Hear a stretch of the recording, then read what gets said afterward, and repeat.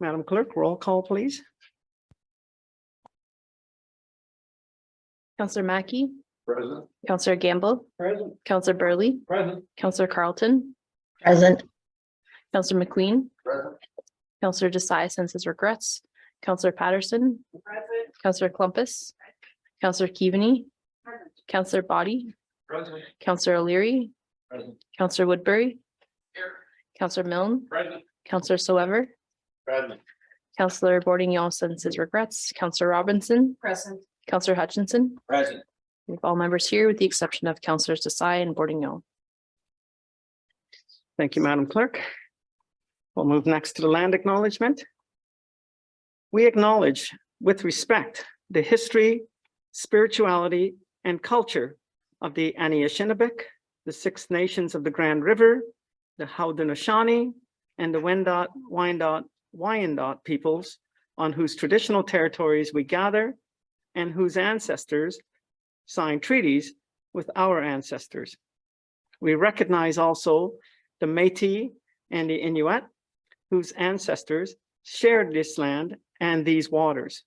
May we all, as treaty people, live with respect on this land and live in peace and friendship with all of its diverse peoples.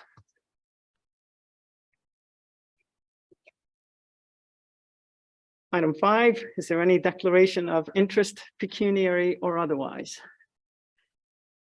Seeing none, I'll simply say again that if one does come up during the course of the meeting, I would ask you to declare it at that time. Item 6A, adoption of minutes. First is County Council and Committee of the Whole minutes dated September the 8th, 2022. I'm looking for a mover to put it on the floor. Moved by Councillor Woodbury and seconded by Councillor Hutchison. Any discussion? Then I'll call the question. All those in favor? Are there any opposed? That is carried. Thank you very much. We have no closed meeting matters, and we do have a public health report at item 8A. It's the Public Health Grey Bruce Board of Health minutes dated July 22nd, 2022. Could I have a mover, please, to put the item on the floor? Moved by Councillor Patterson, seconded by Councillor Burley. We do have Dr. Era present. So Dr. Era, I'll turn the floor over to you, sir. Thank you. Good morning, Mr. Warden. Good morning, Council. And the highlight from the minutes is mainly related to the COVID update, and the data continue to be reassuring. The data I'm going to reference is from the past 2 weeks. Provincially, the picture is positive. There is a decrease in case around 10%, in death around 14%, in number of outbreaks by 24%. Hospitalization has also been decreasing. But when you zoom in from the bigger picture, there are a number of health units. I would say half the health units have been experiencing decrease in these numbers, and the other half has been increasing. So there is still activity definitely related to COVID, but the situation in the province and in Grey Bruce specifically, we are in the health units that the numbers are decreasing, is reassuring. So at this point, there is no need to change course from the recommendation that we have. We continue to monitor. It's worth mentioning, Mr. Warden, the first case of influenza, seasonal influenza, arrived, and we have been getting ready for the season, and we work with the ministry to ensure that there will be vaccine distributed throughout the community. Those are the main points, Mr. Warden. Open to questions as always. Well, thank you very much, Dr. Era. Council, are there any questions? Seeing none, I will thank you, Dr. Era, for your time. I know that flu season is on. The vaccine for this year's flu season will be available when? It should be available within weeks from now.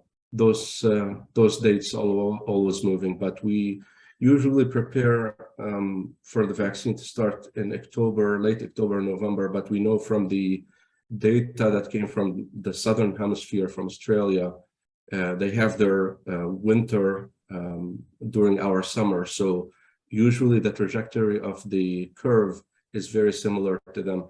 They had it earlier, 4 to 6 weeks earlier, and it was more severe. So we are prepared to roll out the vaccine earlier than usual in early October, but those dates require communication with the ministry and information that comes at last minute sometimes.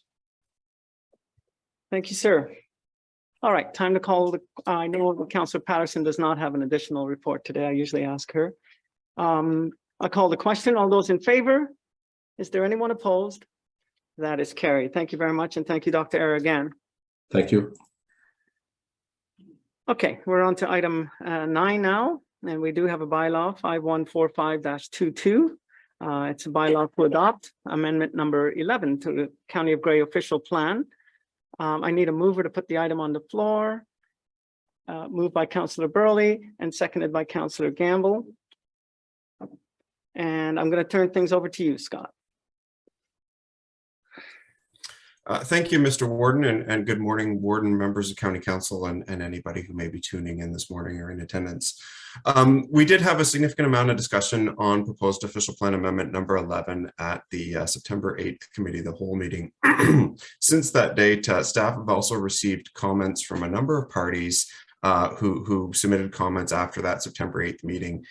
Staff thought it prudent to provide council with a summary of the comments that have received since September 8th, just so you can make a truly informed decision in this regard, as well as to give a bit of clarification and response to some of the comments received. So I apologize for the last minute nature of this update. Council was emailed a 4-page document this morning, which included a summary of all the comments received.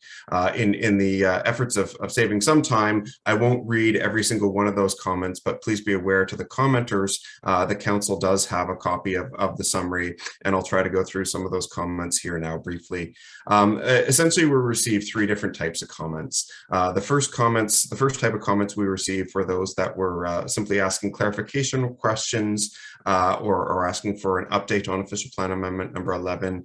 In this regard, we received comments from one of the school boards, Town of Blue Mountain staff, the Métis Nation of Ontario, Canacare Limited on behalf of Infrastructure Ontario and Hydro One, as well as the Ministry of Municipal Affairs and Housing. And each of those bodies was requesting some clarification. For example, Town of Blue Mountain's staff had some questions about whether or not official plan amendment number 11 would impact their short-term accommodations policies and licensing. Staff responded back to town staff that we don't believe it will, and we're still deferring to municipalities for detailed policies on those matters. There was a brief suggestion from Canacare on some of the CP rail trail policies, and then the ministry simply wanted an update on the status of official plan amendment number 11. The second type of comments we heard were with respect to the county's proposed changes to our on-farm diversified use policies. Sometimes you'll hear that referred to as the acronym OFDUs. And we received a number of comments, including some as late as this morning. We received comments from Michael Hawkins, Bill and Susan Patton, Dan Wickens, Don Hargrave, Chris Strutt, Don Swindell, Patricia Ellingwood on behalf of the Ontario Forage Council, Nancy and Gordon Strutt, Joyce Hall, Grant Caswell, Jeanette Perry, and Robert Walker. And those were all the comments received up until 7:30 a.m. this morning. So if other people have submitted comments since then, I might have missed them. In general, there was some concern about the on-farm diversified use policies. There was questions raised about whether or not it was consistent with the provincial policy statement. There was questions raised about how the farm community and farm organizations had been engaged on the official plan amendment number 11, and whether or not it was prudent to do so as part of this broader official plan amendment. Excuse me.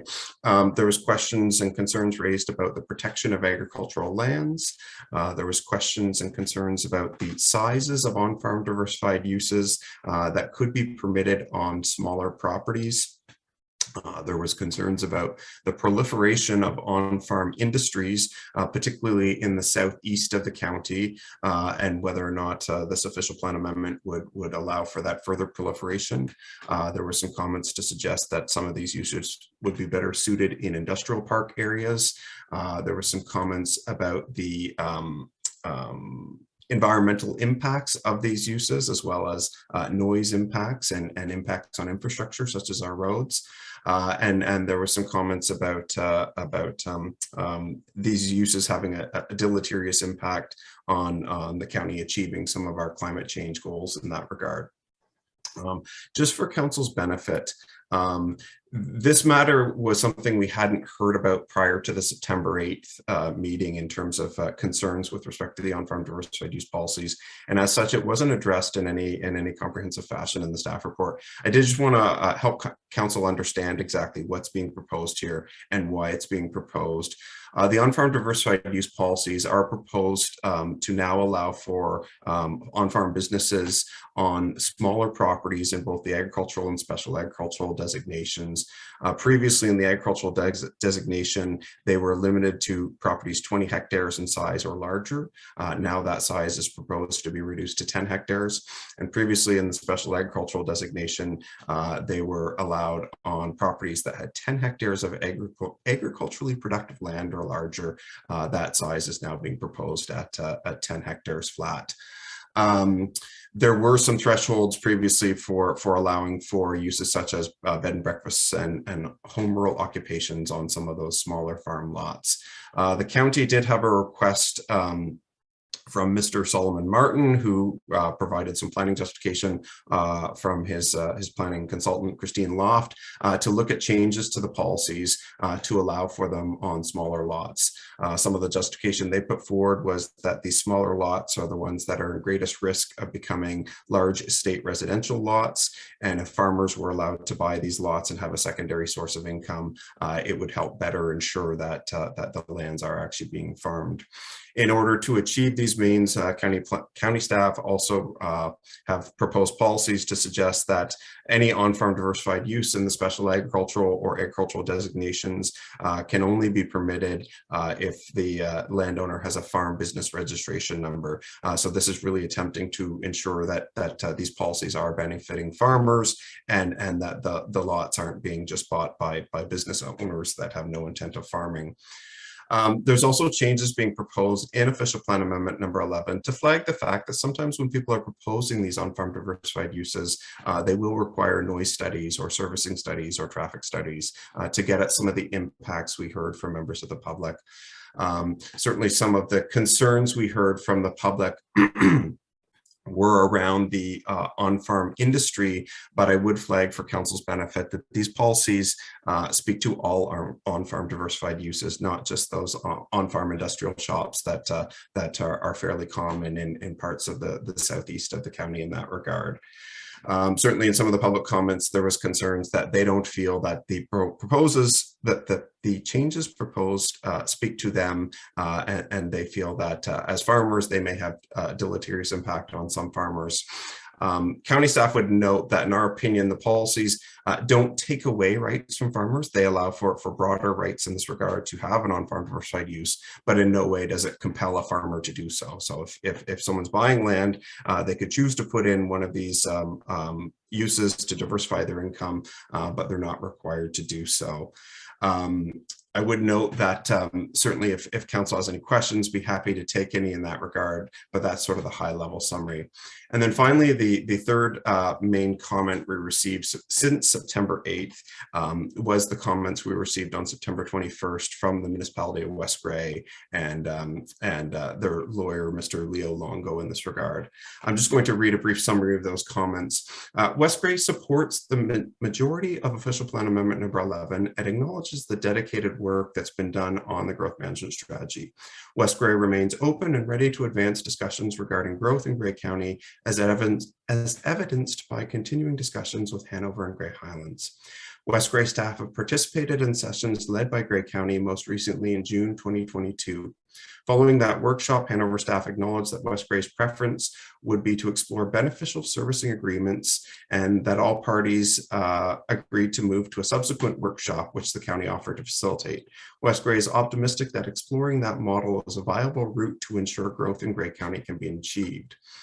Inserting 2 additional future secondary plan areas in West Grey is outside of the stated purpose of OPA 11, lacks the required transparency and notice under the Planning Act, and stymies public engagement and input into this separate and distinct planning issue. West Grey is opposed to the 2 future secondary plan areas being identified in official plan number 11 in the municipality of West Grey. West Grey and Town of Hanover should be allowed to continue their ongoing discussions, exploring potential servicing options that may consider the town's potential future needs and address West Grey's concerns.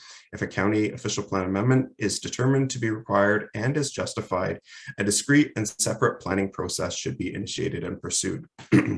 County Council should revisit motion CW 130-22 at their September 22nd meeting, which is of course the meeting today.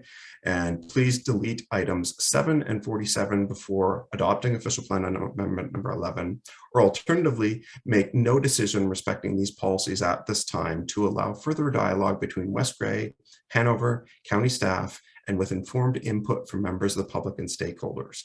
Such a non-decision could be revisited and considered by County Council at any time in the future when deemed appropriate. So that's a summary of the comments received from West Grey and their solicitor in that regard. With respect to just a very brief staff response, county staff want to make it clear that we don't want to do anything that's going to negatively impact discussions between any of our member municipalities on achieving their future growth targets. You know, we want to assist where we can, but we certainly don't want to do anything that would cause a roadblock in that regard. I will say that following the comments raised by representatives from West Grey at the September 8th Committee of the Whole meeting, county staff, including our CAO and deputy CAO and myself, met with staff from West Grey to try to better understand the concerns that were being raised and address anything that we could. Out of this meeting, county staff developed a frequently asked questions document, which was specific to the future secondary plan areas, which has since been shared with members of council. And we thank West Grey staff for their suggestion to develop that. Certainly county staff can appreciate West Grey's comments and their legal advice. Staff would note that we have made attempts to engage all parties and members of the public on official plan amendment number 11, both all of our 9 member municipalities and all of our neighboring municipalities outside of Grey County's boundaries, agencies, and the public. We definitely heard comments from some landowners in these future secondary plan areas. We heard comments from some municipalities, and we would note, as per the previous summary and the summary today, some of those comments were in favor of the future secondary plan area, and some of them were in opposition. With respect to what's before council today, certainly county staff would note that that council has the ability to render a decision on all of official plan amendment number 11 today, should they wish. Council could choose to defer the matter in its entirety and render no decision on official plan amendment number 11, or council could choose to pass portions of official plan amendment number 11, for example, not including the secondary plan area, future secondary plan areas. As a request from staff would simply request, if the matter is deferred in its entirety, or if only portions of official plan amendment number 11 are passed, staff would simply request some direction going forward on what council would like to see. So if council wants to see more consultation on this matter, please let us know. If council wants to see certain matters, such as the future secondary plan areas, come forward as a separate official plan amendment, please let us know. As always, council or staff work at the direction of council, and we're happy to implement council vision, but we might just need some direction there.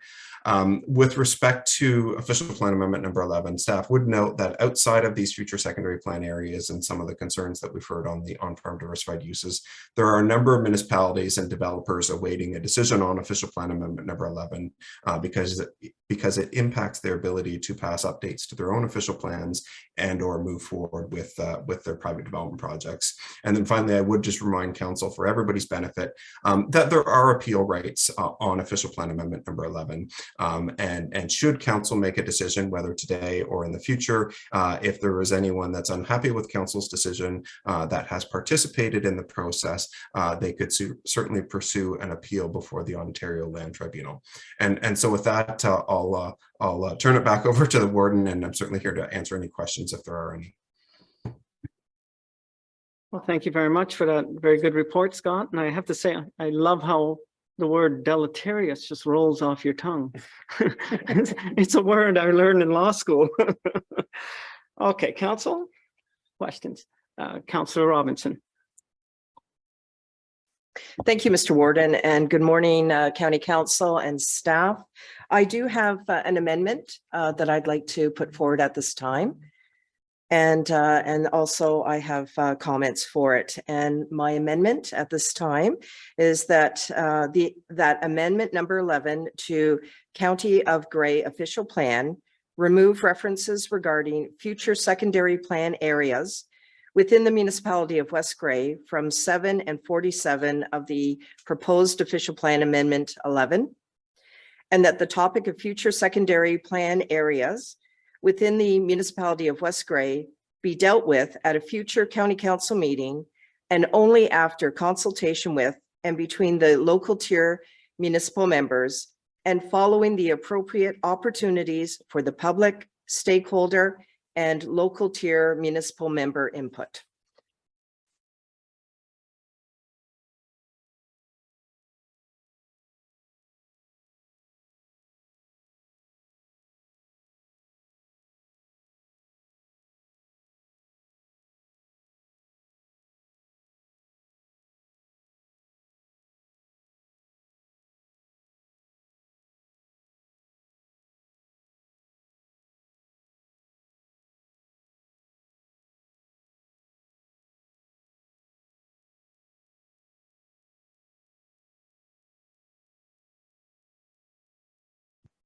Okay. Thank you, Mr. Warden. Just to confirm, the amendment is that essentially a summary of the amendment would be that the proposed bylaw be amended to remove reference to future secondary plan areas within the municipality of West Grey, and that this topic be dealt with at a future meeting of county council, specific to items 7 and 47. Yes, that is in a nutshell. I do have the written document. If you'd like to see that, I could pass it over, and I think that would provide more clarity. Okay, thank you. So it's moved by Councillor Robinson. Do we have a seconder? Seconded by Councillor Gamble. Discussion. And I'll start with you, Councillor Robinson. Thank you, Mr. Warden. I first want to thank staff very much for acknowledging the correspondence that was prepared and submitted by CAO Laura Johnson, that's West Grey, CAO dated September 21st, 2022, as well as the correspondence submitted from Air and Verlis, and this was with Leo Longo, who is a lawyer that on behalf of West Grey Council and West Grey submitted correspondence with regard to sections 7 and 47 of the proposed OPA 11. So with that, I also would like to identify that West Grey has always been supportive of growth and has met with our neighboring municipalities, Grey Highlands, with regard to Chapman's, and Hanover, with regard to the particular matter that we're discussing today, to discuss options that provide positive resolutions for both parties. We are fully aware that West Grey is an essential partner in making growth happen in Grey County. And quite frankly, we also know that the important role that West Grey plays in the future growth opportunities. We sincerely appreciate the efforts and the work of our professional staff in bringing this item before council. We also respect and appreciate the true housekeeping amendments in OPA 11 and do not wish to contest those housekeeping matters at this time. There may be future discussion at this meeting, but my focus is on sections 7 and 47. In fact, as proof of our commitment to the process, West Grey sought independent legal advice That advice, which has been provided to council, recommended removal of sections or items 7 and 47. That removal will also result in transparent consideration and an appropriate planning process for the public. Additionally, it is very clear in the staff report that OPA 11 is intended for housekeeping, and the overlay, again, is not in the staff report. Alternatively, it is very clear that in the staff report that OPA 11 is intended for housekeeping, and the overlay, again, as noted in the staff report, is not directly tied to the growth management strategy. Given that, I respectfully request the removal of sections or items 7 and 47 and the associated schedule of the proposed official plan amendment number 11. And I would seek County Council, my colleagues' support in this amendment. Thank you. Thank you, Councillor Robinson. Anyone else speak on the amendment? Councillor Patterson. Thank you, Warden Hicks, and good morning, County Council. OPA 11 is designating 2 areas for future growth. It is good planning for the next 25 years. The county's growth management study has shown growth will occur in the Hanover area. Hanover's numerous studies and reviews have shown growth will occur over the next planning horizon of 10 to 25 years. That growth includes commercial, industrial, and residential, which also includes employment growth. Hanover has, with the assistance of a team of consultants, completed a comprehensive review, an official plan amendment. Consultation meetings have been initiated with our municipal neighbors, both at the county level and the local level. Consultations have been held with a public meeting, and I can assure you West Grey was invited to all of these meetings. The provincial policy states that growth should occur where there is appropriate levels of service, and that's just not water and sewer. It includes schools, hospitals, recreation facilities to support that growth. This is a designation so that when West Grey and Hanover discuss growth options, the future secondary areas will be reviewed for possible growth. It is just good planning to designate future secondary areas. Thank you. Thank you, Councillor Patterson. Any other speakers? Councillor Desai. Councillor Salabert, my apologies.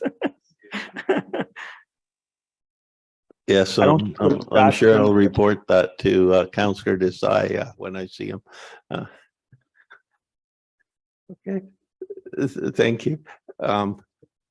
So it's certainly, you know, growth is very real in Grey County, and we've experienced it in the Blue Mountains more than anybody else so far, and it's going to be spreading to other areas, and it's going to only accelerate with what we've seen the last few years. So, you know, I recognize the importance of secondary growth areas, but, you know, this sets a very dangerous precedent for putting an amendment through like this before the lower tiers have had a chance to agree among themselves on how this is going to actually work. We've had growth in our area, and certainly once these subdivisions and things are developed, people want sidewalks, then they want their sidewalks plowed. Then all of a sudden you have to have a works yard to then provide for the equipment to be stored somewhere. I can't see it coming from Durham all the way over there in an economic manner. And, you know, also sewer and water. You know, municipalities collect DCs for sewer and water charges, but in this case, those areas being in West Grey would collect the DCs, but the reasonable way of servicing it is from Hanover. So, you know, although people say, well, these are just secondary plan areas, it's not taking land away from West Grey, putting it in Hanover, and for all practical purposes, I mean, the only way to service these lands in an efficient and I might say environmentally sensitive manner is from Hanover.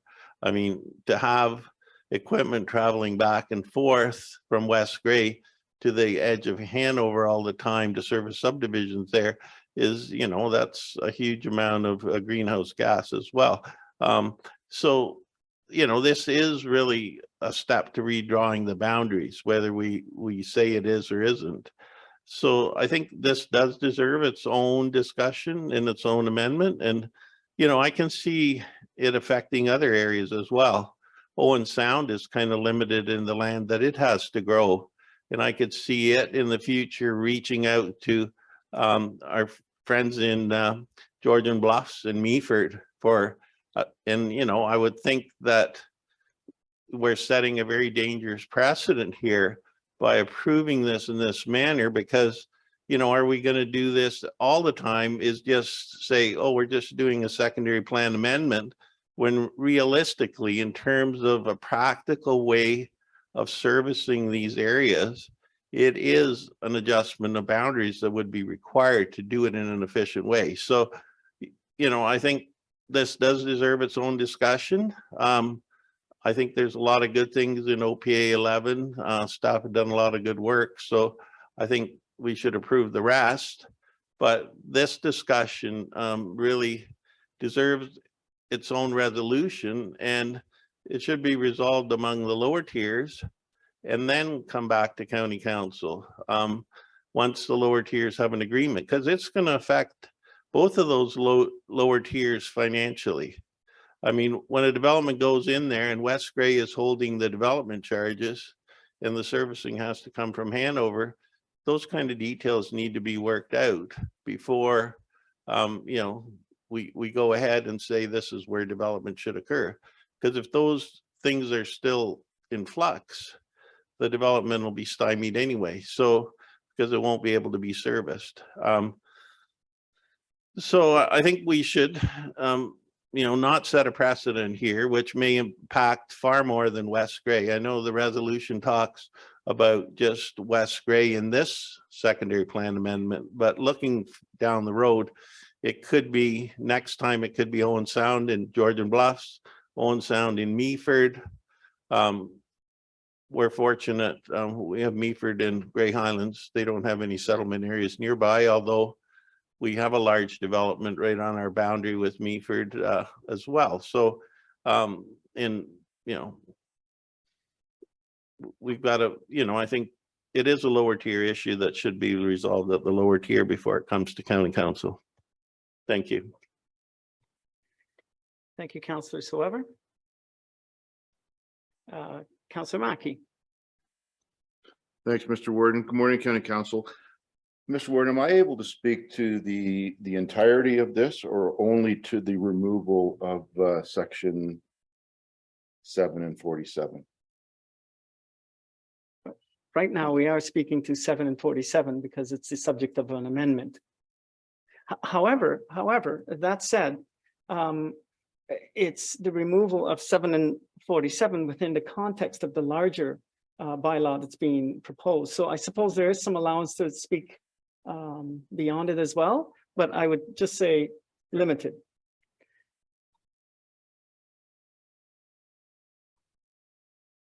Okay, thanks, Mr. Warden. So I'm wondering, you know, based on the information that we just received late this morning, it certainly, you know, causes me some pause, and I'm wondering if we should be, you know, deferring the entire matter for more consultation. The impact of the on-farm diversified is real. You know, when people talk about the industrialization of the countryside, that is happening. I don't always believe that it is secondary to the farm use. It may officially be, but often those farmlands are rented out to someone else that are able to qualify that way. But it's the on-farm diversified, we've certainly seen it, not to the extent that Southgate and Grey Highlands have, but I am hearing concerns from the farming community about these shops that are going up. Our road uses, some of these back roads weren't designed for some of the transport trucks that are having to travel on them. I'm wondering, what consultation has been done with our Agricultural Advisory Committee and with the OFA and other farm groups in regards to this on-farm diversified. I'd like to hear more from the farming groups in regards to that. So those are my comments. I'm just wondering if this is a time just to defer the whole matter until further information can be brought back. Thank you. So I'm going to try to keep us on track. We are discussing a specific amendment that's been proposed. That might be a further amendment, depending on what happens with this one.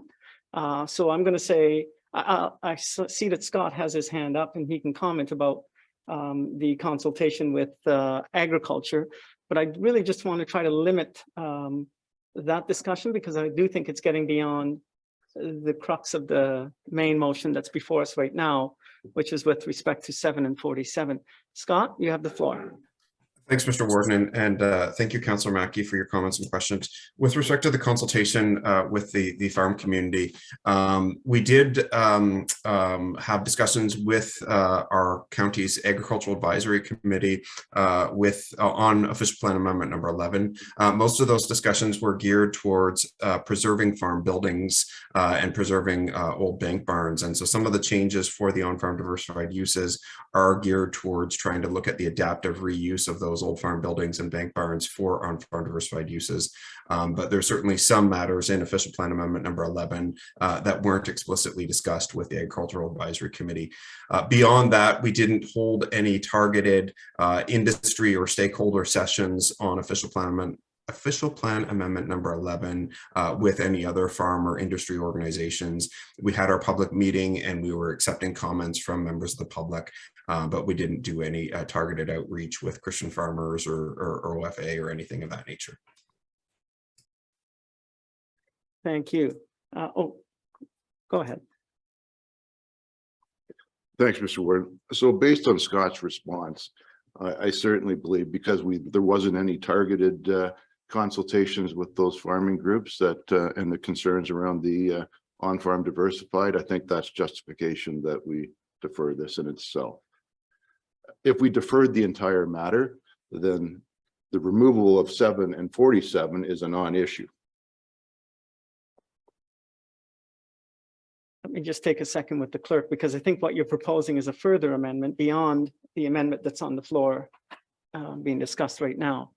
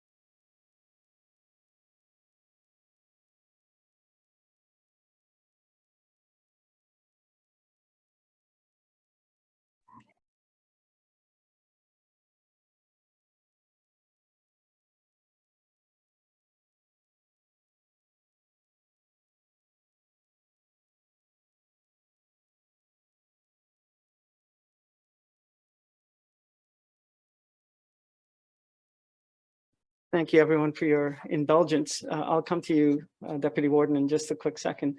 Councillor Mackey, what I'm hearing is that a motion to defer the entire thing takes precedent over everything else. So I would be prepared, if you want to make that motion, to entertain your motion to defer the entire matter. And we'll vote on that. So, depending on what happens there, we'll go back to Councillor Robinson's motion, and depending on what happens there, we'll then go back to what's before us in the agenda. Does that make sense to everyone? Does anyone have any questions about that? Warden Hicks, I do have. Okay, So thank you. I'm first going to go to Deputy Warden McQueen. Thank you, Mr. Warden and County Council. There's parts of this OPL 11, I think, is some good things. One is secondary units and moving forward with that type of thing, as I spoke to last. I was prepared to move after we had this motion on the floor. I'm prepared to move a motion to defer 18, 90, 91, and 92 to have further discussion, as mentioned by Scott and others around here, which is focused on the agricultural part and getting more input. So I just throw that out there. I don't know. Certainly deferring the whole OP 11 is a possibility. Right now, the motion on the floor is dealing with 7 and 47.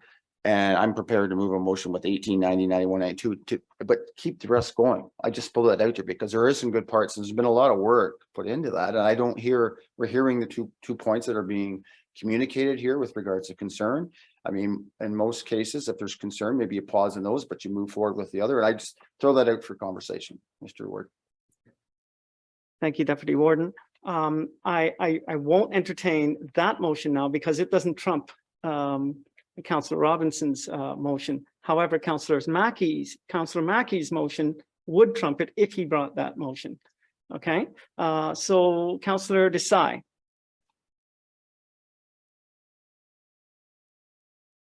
Thank you, Warden Hicks. I maybe you need to get your eyes checked if you thought Councillor Sever and I looked similar, or maybe he's got a tan. I don't know. I haven't seen him today. But I wanted to bring that up a similar point as Deputy Warden McQueen did with regards to Councillor Mackey's motion. That if the only issue he has is with the on-farm diversified, then would it not be better to simply defer items 18? There's a list of items that speak to simply the on-farm diversified, 18, 90, 91, and 92. So would it not be more prudent to just defer those? So my answer is yes, it might be, but it does not trump Councillor Robinson's motion, which is properly on the floor right now. So I could entertain something along those lines, depending on what happens with Councillor Robinson's motion first. And I still don't have a motion from Councillor Mackey, but Councillor Burley, you're on. Thank you, Mr. Warden. At this stage in our life, I was assuming that Councillor Mackey had put the motion forward. If he did, I was going to second it.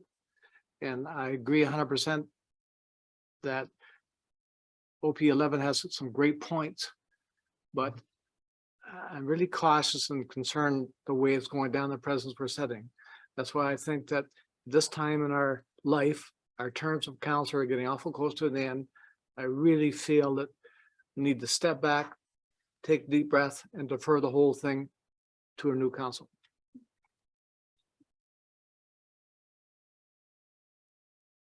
Sorry, Scott, I wonder if you might speak to, there's been a number of comments about precedent. Is this a precedent? Sure. Thank you, Mr. Warden. I'm not totally sure how to answer that. So there is precedent for a future secondary plan area in the county official plan, and that was first established actually in official plan amendment number 80, which was a review of the county's official plan. And some of the members that are more senior on council here may remember that future secondary plan wasn't in the adopted version that county council adopted back in March of 2009. That future secondary plan was established as a result of negotiations with primarily the town of Hanover and West Grey after Hanover appealed the county's decision on official plan amendment number 80 that was approved by the province. And so moving forward here, should council pass the future secondary plan areas, it would be carrying forward with what was done through official plan amendment number 80. I will remind council that out of official plan amendment number 80 came official plan amendment number 122, which was a separate and distinct process to look at further refining those future secondary plan area, and it involved consultation with landowners and with both municipalities. And so if the future secondary plan areas were to pass through official plan amendment number 11, whether it be now or at a later date, there would still need to be future discussions and future official plan amendments before anyone could ever get to either servicing and or applying for building permits on those lands. So it is really just the start of discussions in that regard. Should there be support for moving forward? Should it be deferred, or should council direct staff to undertake a separate process? Then of course staff are willing to follow council's direction. Okay, go ahead, Randy.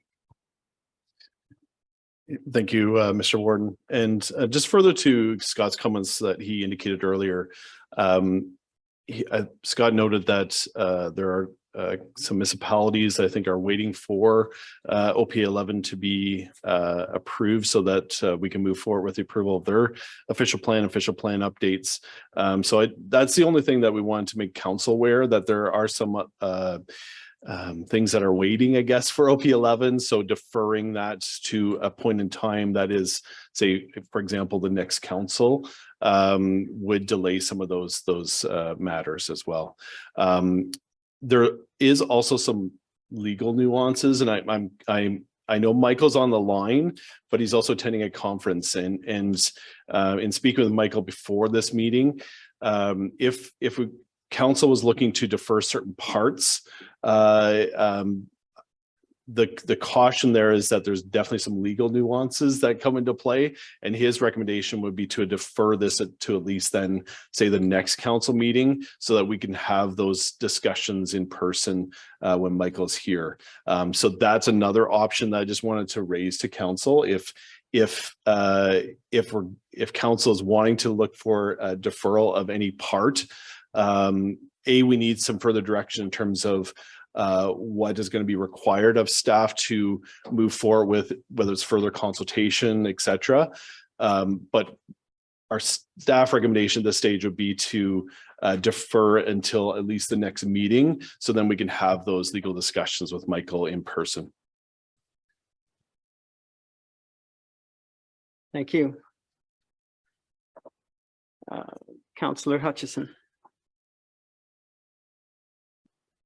Thank you, Mr. Warden. And just through you to, well, actually, no, I'm very clear on it.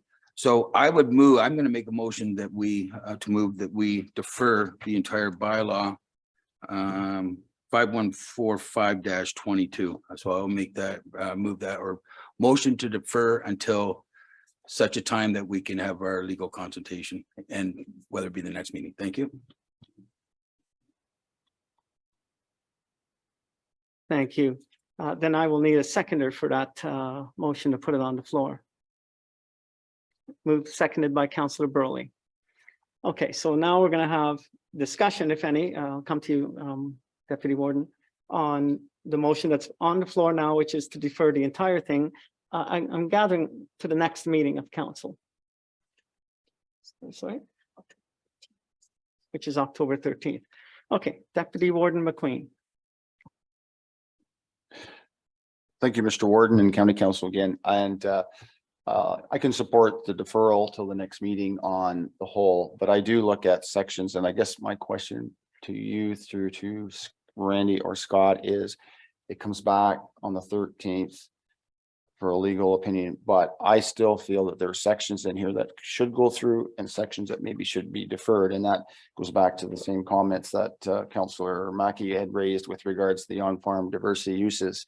With regards to, if you remember back when we were doing our official plan review with regards to green and gray, there was a lot of concerns with rural lands and corridors and different things. And we did have opportunity to have a workshop or an open house at the Gray Ag Services in Markdale, and I think it was very well received with mapping and that type of thing. So I think moving forward, I think that in a permanent pause after the 13th needs to happen to get that feedback in. I think it was really beneficial to have that opportunity. Second to that, there is an OP amendment to our official plan in Grey County or Grey Highlands, also on a lot of the different sizes. So there's two things happening at the same time. So it probably would be really good to have that sort of work together in a sense, and deferring that and giving that opportunity to the farm groups and maybe up through the agriculture advisor here at Grey County, and just to go through that part, because I look at other parts of the OP 11 and section 10 and section 11. Section 10 talks about tiny homes. Section 11 talks about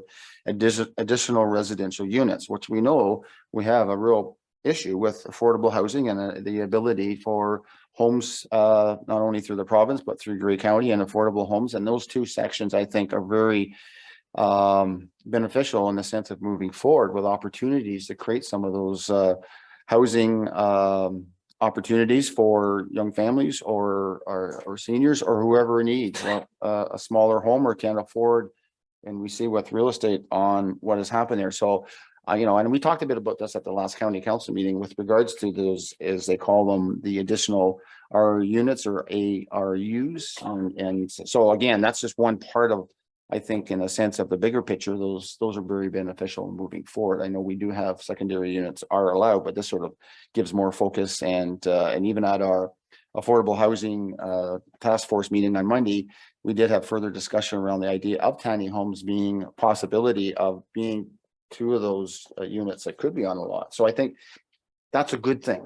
We need to keep, so I support the pause for today, but I think certainly coming back in that time, I think there are things that need to, as an example, need to keep going forward.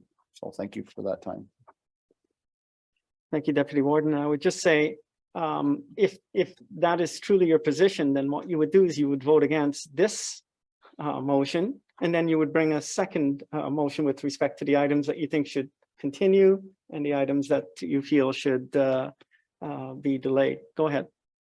I'm following. I think part of, and correct me if I'm wrong, part of this deferral is also to seek legal on certain parts. So I'm okay with deferring it and going through, but certainly on the 13th, I will be back saying I'd like to see these things move forward, just because of, I think there's some good things. And there's other things, a lot of great things in this as well. So I'm just going to leave it at that, Mr. Warden. And Thank you, Councillor Mackey.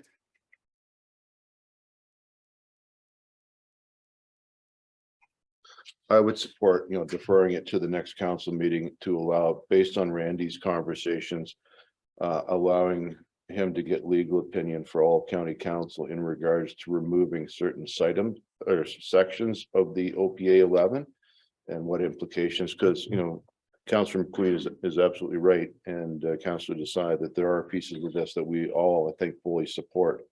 But based on the information we were provided with this morning, it causes some pause around some other areas that, further consultation needs to happen. I certainly can support the on-farm diversified, knowing that there wasn't, a full and hearty discussion with our farming group. So,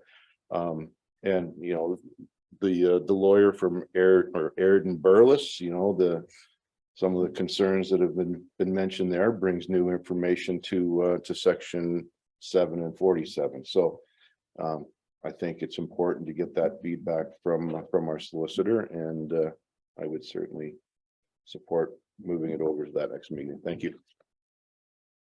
Thank you, sir. Anyone else? My brain has gone fuzzy on me. Councillor Milne, my apologies.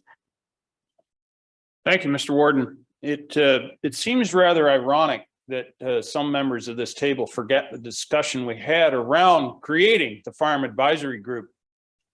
I remember at the time saying, well, we've got the Federation of Agriculture, we've got the Christian Farmers, the Farm Union, we've got lots of groups that we can consult with. But I remember some members saying, well, no, we need a consolidated group, an advisory committee to consult with on ag issues. Scott and his staff have done that. They've consulted with the Ag Advisory Group, but apparently that's not enough now. We need to go to the actual groups, which seems ironic to me, but nonetheless, I can tell this group that from Southgate's perspective, at least, the diversified on-farm uses has been a boon to our economy down in Southgate. Taxes generally will triple on those properties that have those diversified farm use shops on them. The ag land on those farms is far more productive nowadays than it ever was in the past. And I think it maybe is because some people are trying to attribute the advantages of the on-farm uses to a particular demographic. And that's not fair, because the diversified farm uses are available to everyone, not just one demographic, although it would appear maybe just one demographic. So I can't support deferring this for that reason alone, but if we need to go to the next county meeting to allow some people more discussion or more thought on this, I won't vote against that, but I do understand some people's frustration that there has been long and considered consultation on the entirety of OPAA or OPA 11, and yet at the last minute, now there's objection. It seems unfortunate that we have to drag this on, but nonetheless, if that's what the group needs to do, that's what we need to do. Thank you.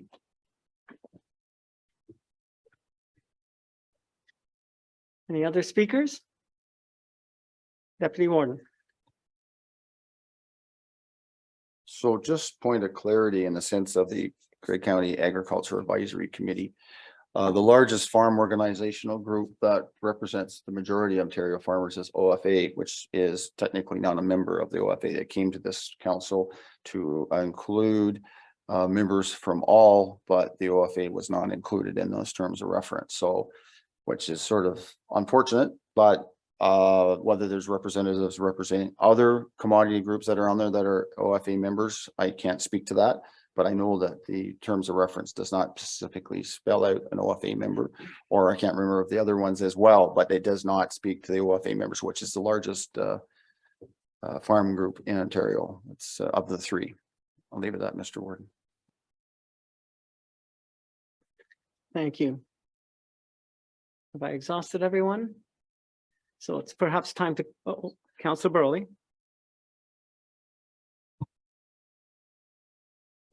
Thank you, Mr. Warden. It's time for the vote. I'm requesting a recorded vote. Madam Clerk.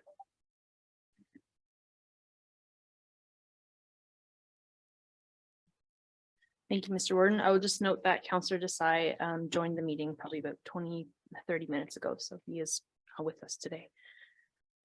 Councillor Mackey. In favor?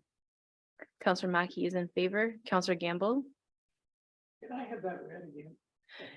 Yes, so the motion that's on the floor is a motion to defer the entire proposed bylaw regarding OPA 11 to the meeting of October 13th. In favor. Councillor Gamble is in favor. Councillor Burley. Favor. Councillor Burley is in favor. Councillor Carleton. In favor. Councillor Carleton is in favor. Councillor McQueen. In favor. Councillor McQueen is in favor. Councillor Desai. Opposed. Councillor Desai is opposed. Councillor Patterson. In favor. Councillor Patterson is in favor. Warden Hicks. In favor. Warden Hicks is in favor. Councillor Clumpus. In favor. Councillor Clumpus is in favor. Councillor Keaveney. In favor. Councillor Keaveney is in favor. Councillor Body. In favor. Councillor Body is in favor. Councillor O'Leary. Councillor O'Leary is opposed. Councillor Woodbury. In favor. Councillor Woodbury is in favor. Councillor Milne. Pardon? In favor. In favor. Councillor Milne is in favor. Councillor Soever. In favor. Councillor Soever is in favor. Councillor Bourdignon is absent. Councillor Robinson. In favor. Councillor Robinson is in favor. Councillor Hutchinson. In favor. Councillor Hutchinson is in favor. The motion to defer carries 71-13. Oops. Great, thank you very much. So what do we do with Councillor Robinson's motion, I guess?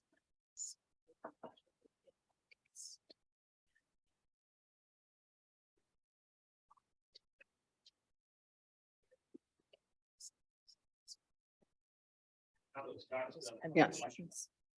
Okay. So just to be clear, Councillor Robinson, it's being deferred, so your motion as well is being deferred, even though it's still technically there. So when we come back, we will deal with whether your motion will proceed or whether we're doing something else. Yes, thank you for that clarity. I have that full understanding. Appreciate it. Okay, very good. We're moving on. Item number 10, good news and celebrations. Councillor Patterson. Thank you, Warden Hicks. Yesterday, we had some very exciting news and event happen. We had a groundbreaking ceremony on the corner of 10th Street and 7th Avenue, which is Grey County 4, County Road 4 and County Road 10. A vacant site that has been vacant for over 10 years will now be under construction for a 7-story building that will house 113 apartments with commercial on the ground floor and underground parking. So we're very excited to see this site come to life again. It was a former Queen's Hotel, and a lot of Hanover natives will remember that hotel, myself included, and the deputy warden. And Warden Hicks and myself were able to have a light lunch along with everyone else sitting on that corner, and that will be our treasured memory of that site. It's an $18 million investment into our community, and we're pleased to see an increase in attainable apartments. Thank you. Thank you, Councillor Patterson.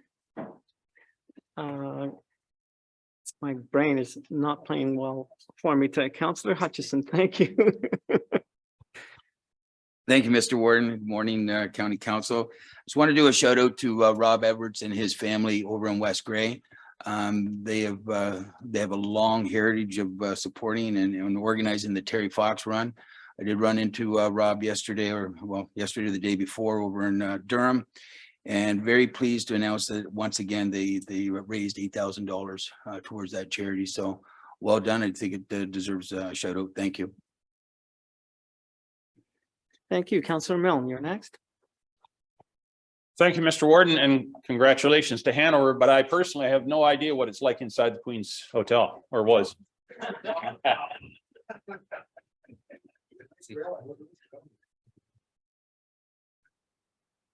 Moving on, yesterday in Southgate, in particular Dundalk at the arena, we had the Southgate Seniors Health Fair, which was well attended by a great number of people. There was all kinds of vendors there and services with booths around the outside of the perimeter of the arena for people to consult. It was Jennifer and Anne-Marie were both there giving presentations on seminars upstairs. And I thank them for doing that. And I thank and congratulate all the organizers. So it was really a great event, and they're hoping to do it again biannually. I think annually it's a big job, but they're hoping to do it again in 2 years. So we look forward to that. Thank you. Yes, it was a very good event. Councillor Soever, you're next. Yes, thank you, Mr. Warden. I'd just like to tell everyone there's still tickets left for the Oktoberfest, which will be taking place on Saturday, the 24th, at the Blue Mountains Community Center. There's going to be homemade sauerkraut and some sausages from Sikorsky's in London. So some very interesting food, and there's a dance afterwards. There's also a tree planting on the 24th. And on a more somber note, we'd like to acknowledge the passing of Bruce Osborne, former Deputy Fire Chief of the Thornbury Fire Department. He's been a very important member of our community for many years, and so that you'll see that our flags are still flying at half-mast to mark his passing. Thank you. Thank you, sir. Deputy Warden. Thank you, Mr. Warden. And I just wanted to bring a few notes of events that have happened and are coming up in Grey Highlands. It was a successful Feversham Fair, tractor pull, parade and dance last, I guess, Friday night, Saturday and Sunday. The Rockland Fair also had their ambassador program and along with a community dinner and dance on Saturday as well. And we'll be having the Rockland Fair this weekend on Saturday. And the highlight of that will be the men's apple pie baking, which will be auctioned off at the calf show into the evening of Saturday night. We had a very well-attended check presentation for this year's Ram Rodeo that was $73 short of $35,000, which is in the 2 years that we've raised over $70,000 with the Ram Rodeo toward the new hospital. And it is planned for May of 2023 for the next third Ram Rodeo, which hopefully will be another successful event, which the money generated goes toward the Markdale Hospital Foundation. And it was mentioned yesterday that they hope to have it completed by the end of 2023. There will be probably a 6-month transition from the old hospital to the new hospital with regards to what happens there, but certainly on track as far as the progression of that hospital, and looking forward to the day it is the grand opening. And certainly County Council and the warden of the day and the County Council will be invited to that as well. So thank you. Thank you. I don't see, Councillor Keegan.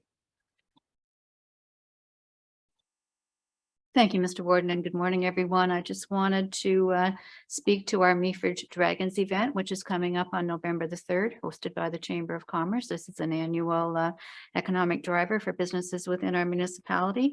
The call is out right now for contestants. So if anyone is planning must operate within the municipality of Meaford, but it can be a new business or an extension of an existing business. And people have until the 7th of October to get in touch with the Chamber of Commerce. The phone number there is 519-538-1640. And again, I stress, if anyone would like to be a contestant, it's an absolutely amazing opportunity to get support with your business plan and also to raise awareness for your new business. So thank you very much. Thank you, Councillor Keaveney. I'm looking around once again. And I see no further hands. So thank you for that. We'll move on now. Looking for a motion to adjourn. Moved by Councillor Hutchison, seconded by Councillor Patterson. All those in favor? Anyone opposed? That is carried. I'm going to suggest that we take a 15-minute break, so that'll bring us back at 25 past the hour.